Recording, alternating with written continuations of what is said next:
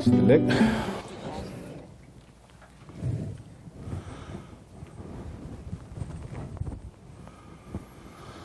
Okay, so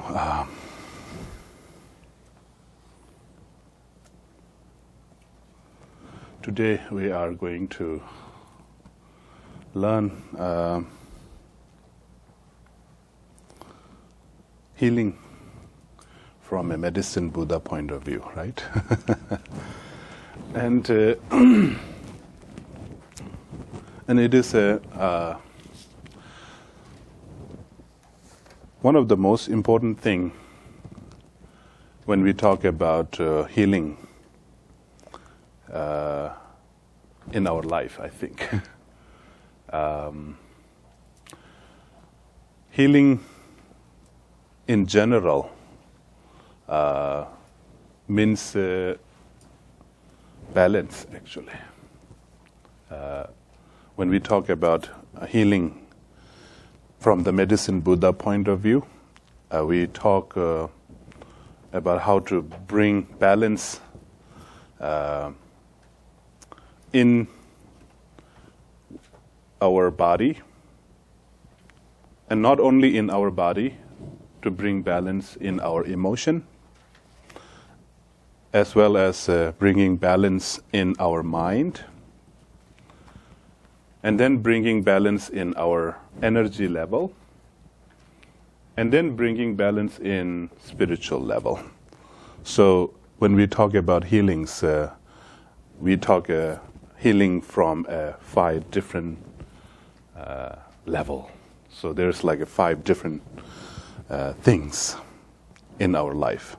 When we are talking about our life doesn't necessarily mean only physical aspect of our life, right? We have a physical aspect of our life, which is like roughly we can see in the outside. This is our physical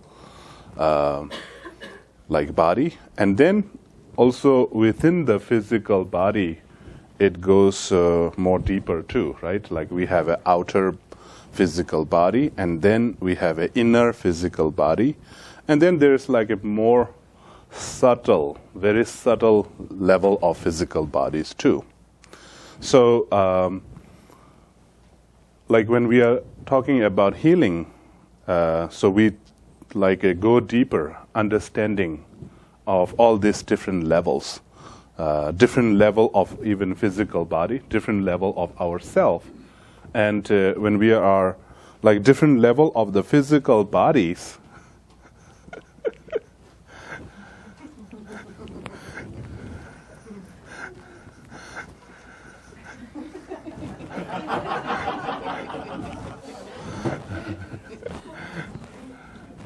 so different level of the physical body, we divide physical body also into 5 senses too, right? On the outer level, like we talk about our eyesight, and then our hearing of our ears, and then smelling from the our nose, like a nose sense, and then taste from our tongue, and then all the sensation of our body from a touch, like a touch point of view. And then like when we go into more subtle, then we talk about bringing balance in our inner organs too. Like inner organs, when we are talking about inner organs, like we're talking an important thing about heart, right?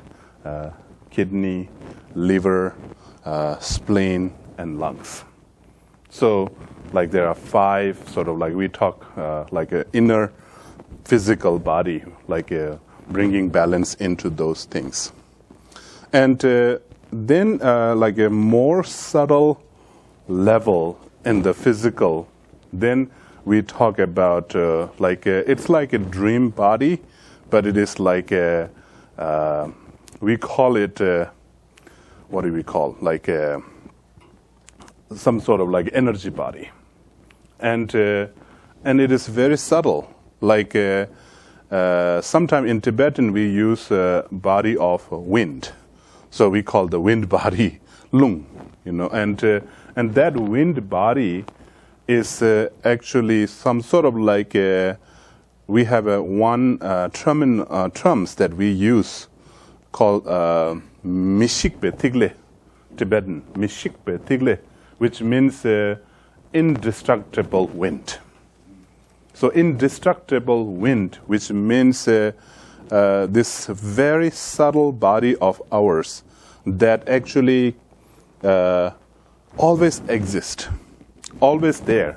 That subtle body actually came from our past life into this life, and then this subtle body will go from here to next life too.